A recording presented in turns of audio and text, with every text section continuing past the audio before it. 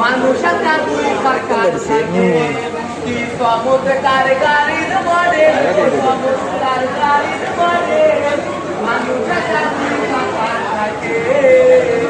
দু চাকায় করেছে খারা লাগায় লাগাই গুরু মারা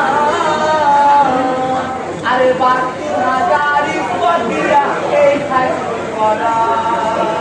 চিন্তা করে দেখ না একবার চিন্তা করে দেখ না একবার 300 মিটার মায়াতে মানুষ একটা থাকে মোটরসাইকেল পুরান হইবে